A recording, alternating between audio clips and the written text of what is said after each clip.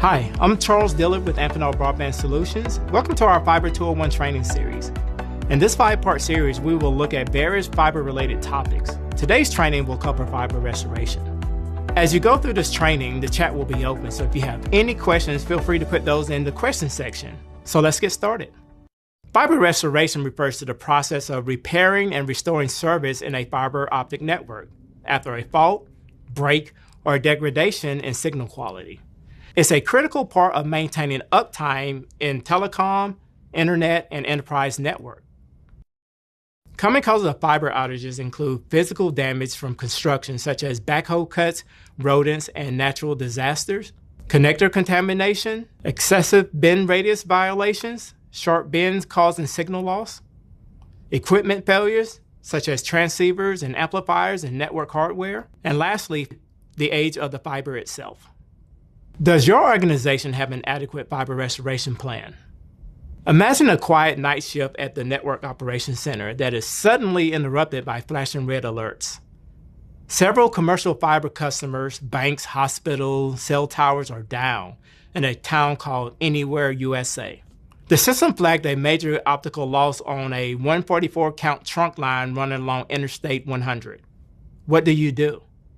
Here's what we know. The affected services include internet, voice over IP, dark fiber leases, and LET backhaul. The estimated customer affected are 12,000. The location, as I mentioned, is Interstate 100 near Anywhere, USA. The company is Alpine Construction. Notification of the right personnel is critical when it comes to fiber restoration. This list might include on-call managers, the construction team, fiber technicians, as well as contractors. It is important to establish roles and responsibilities prior to implementing a fiber restoration plan.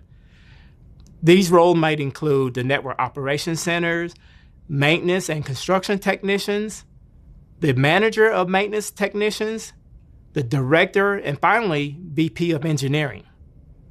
The purpose of this escalation plan is to provide the necessary resources needed to quickly and safely restore the network.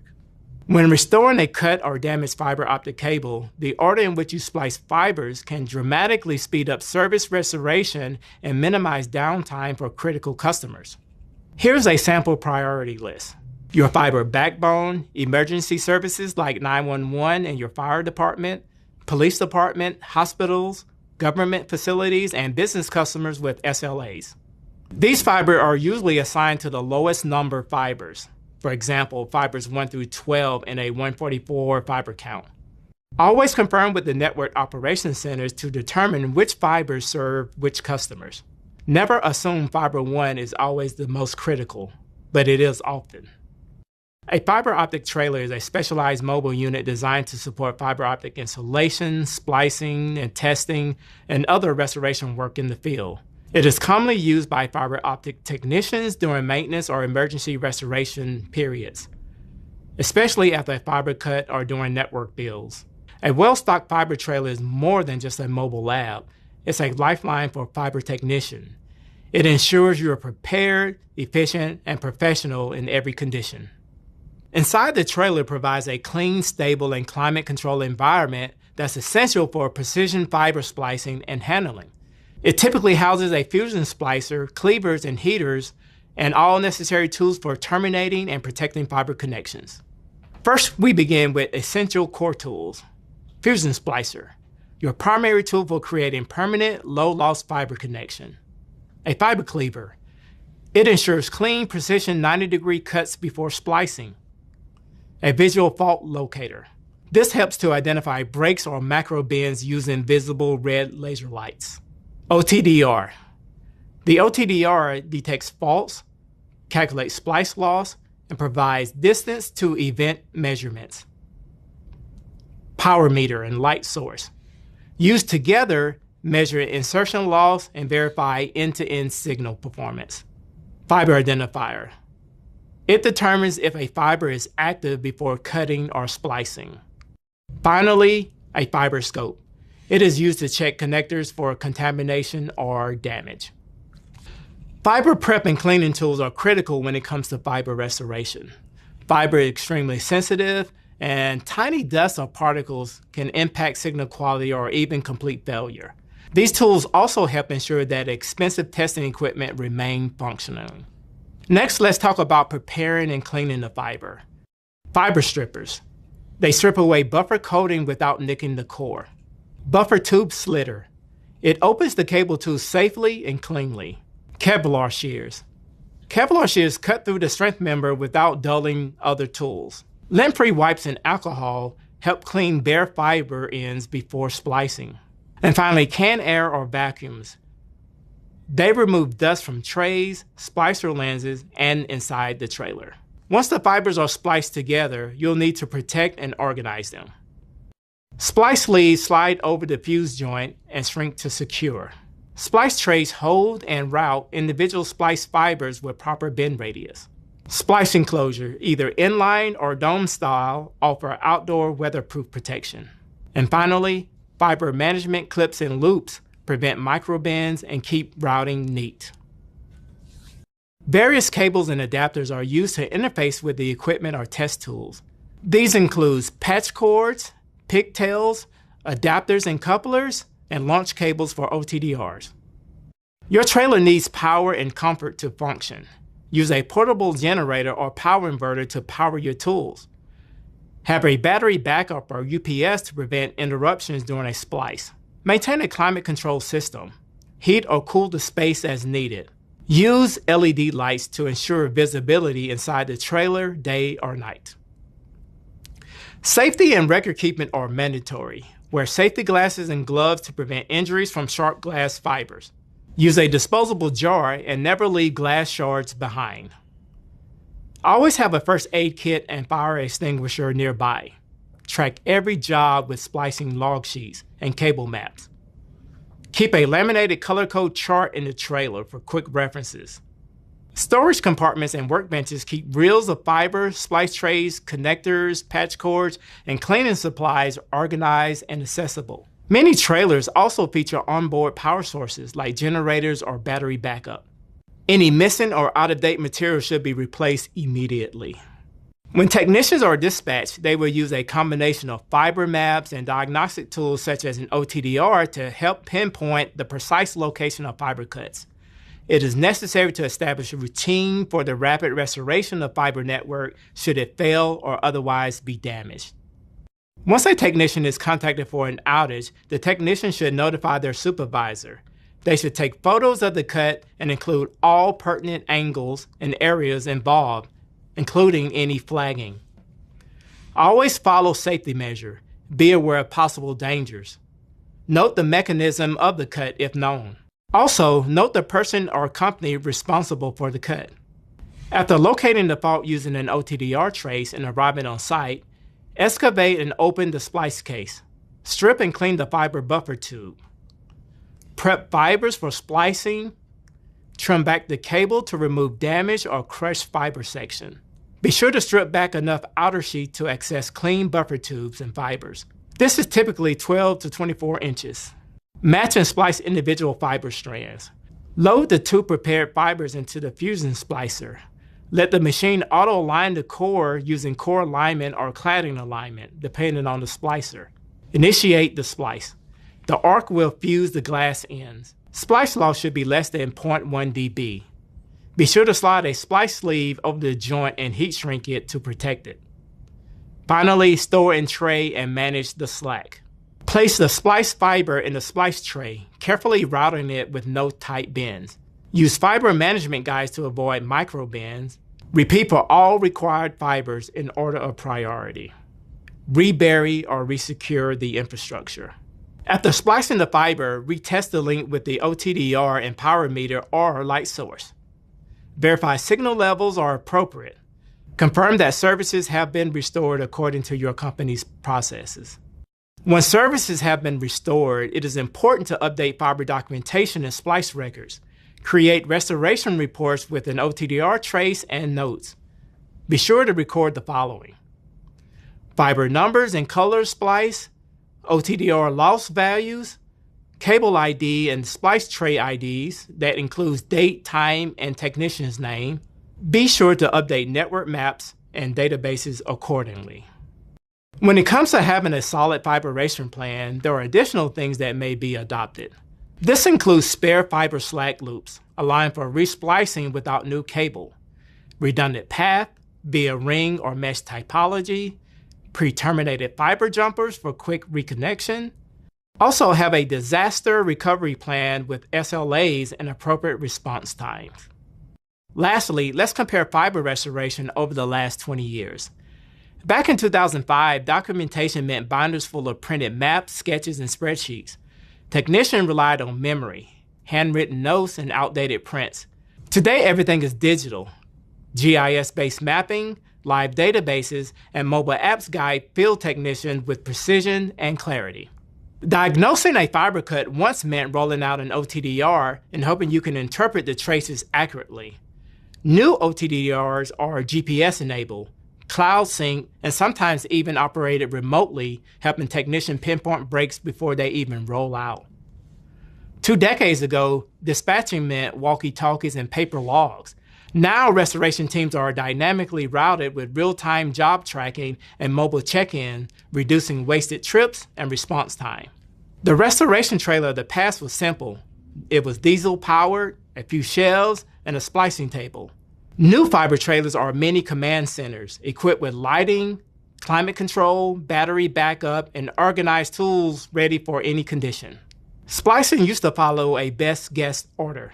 Today, network analytics prioritize high-value circuits like 911, hospitals, or businesses with service levels agreement. Smart tags tell crews exactly what needs to be restored and in what order. Identifying fiber used to mean using tone sets. Now, RFID tags, laser identifiers, and digital labels ensure zero confusion. And on the safety side, smart PPE, digital safety logs keep the crew protected and compliant. That concludes this training on fiber restoration.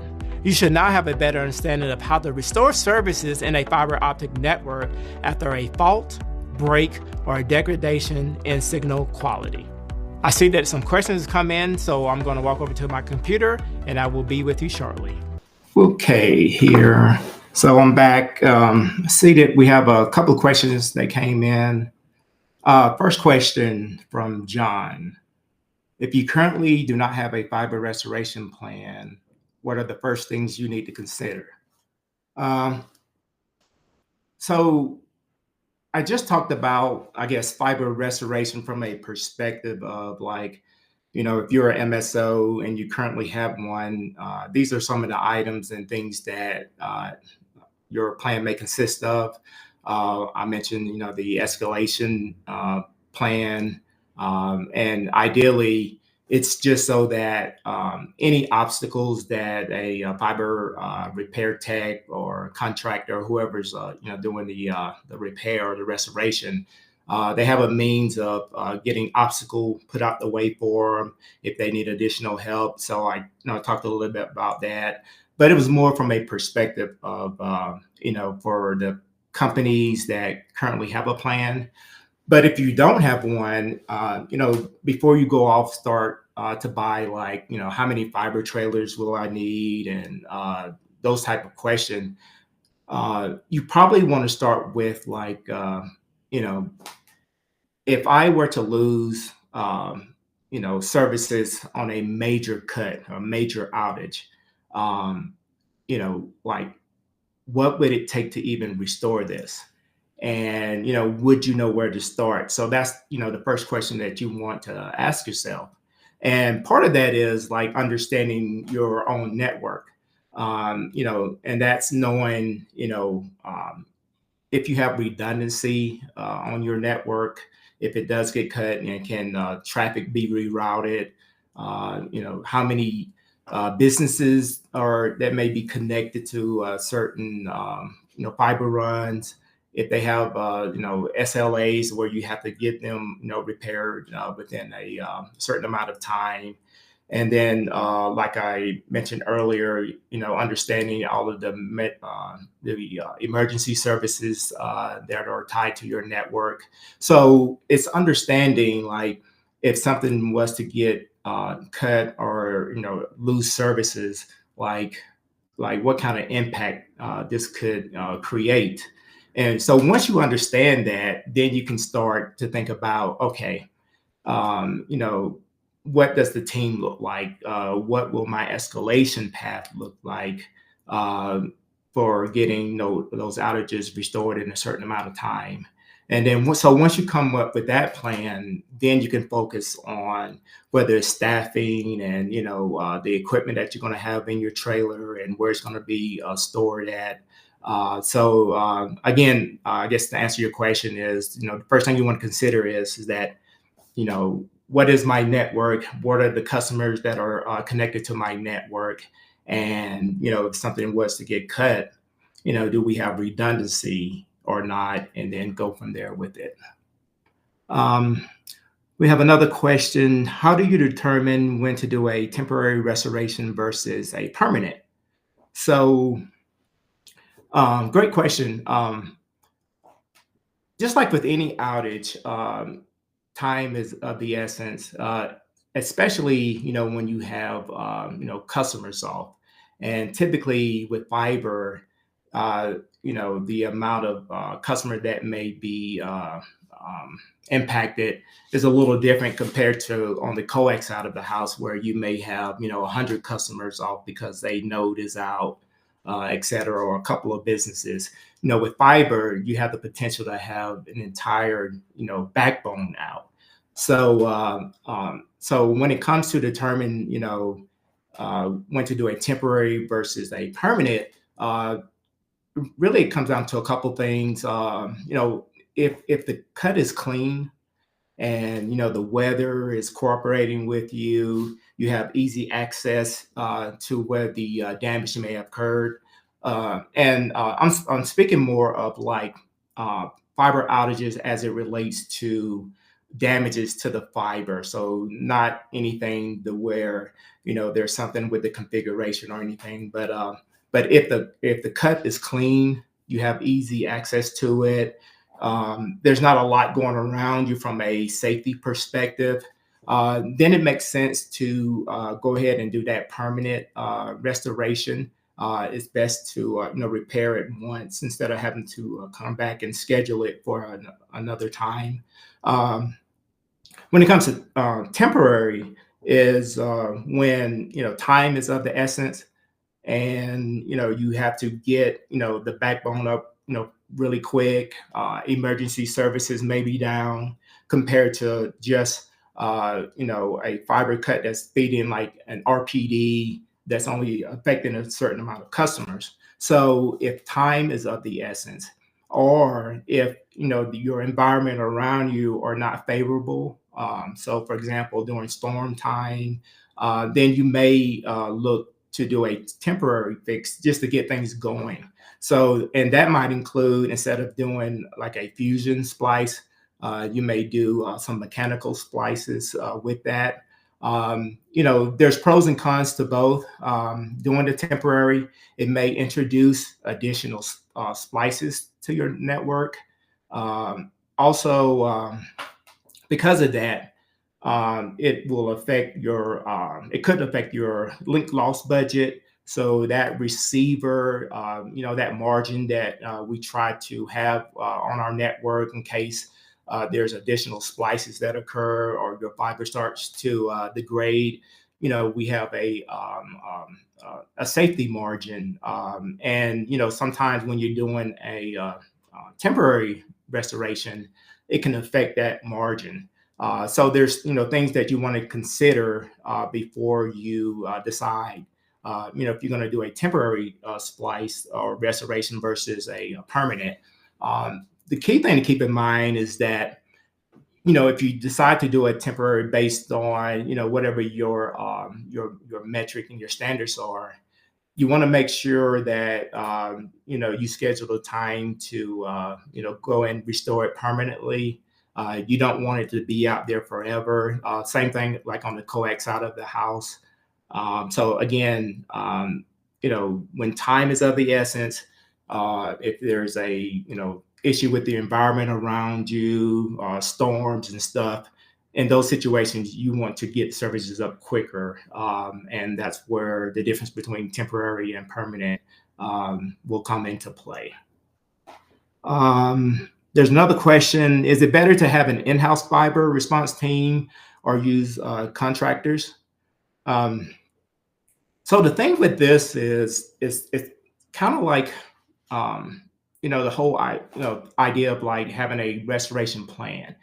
The good news is there's no wrong answers of how you set up your restoration plan, as long as it, effectively get your network up and running and customers, the impact to customers are minimized. So there's no wrong or right answer. Same thing with this question.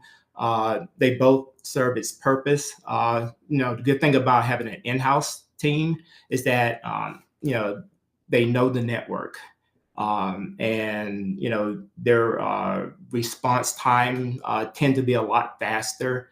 They tend to know where the equipment are or what's in between certain equipment. They may be already familiar with activity that may be going around in that network where that outage occurs. So they may be familiar that there's this development group that's building condos or whatever, and that's probably where the outage occurred. So the response time is a lot faster with in-house.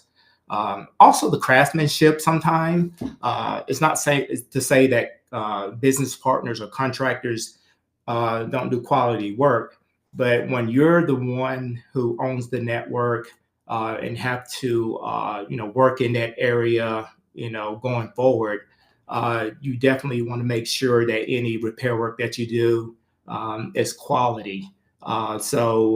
Which could be an additional positive for having an in-house crew. The other thing is that I guess one of the cons, if you will, with having in-house is that you have to make sure that from a staffing perspective, you have the ability to be able to dispatch teams out. And if you've been in the industry long enough, these type of outages don't really occur during your optimal times of the day. Typically, it's when busy times of the day, and people are starting to get off work, and whatever the damage occurred, whether it's someone's digging or whatever, it's not always at like noontime or anything like that, to where you have a lot of people that are still on staff. So again, that's with an in-house team. The other side of is that if you're going to use contractors, the benefit of that is you don't have to staff a team, and they typically already have all the equipment, as far as like with the fiber trailers, stuff like that. Also, with contractors, depending on how your network is, and when you look at your network from a perspective of, do you have a lot of rural areas versus, like a metro area that's more dense, that will help determine, if you want to have, contractors versus, in-house staff. If your company is prone to get a lot of fiber cuts, again, it make a lot of sense to have an in-house team for that. So, so determine which one is basically based on, your network and, the type of, events that occur throughout the year, especially if you have a lot of areas that, there's going to be more and more development that might be happening. And then there's more chances of your fibers getting cut. But even though, like I said, how, the stuff that I talked about today is a little different from some of the previous stuff.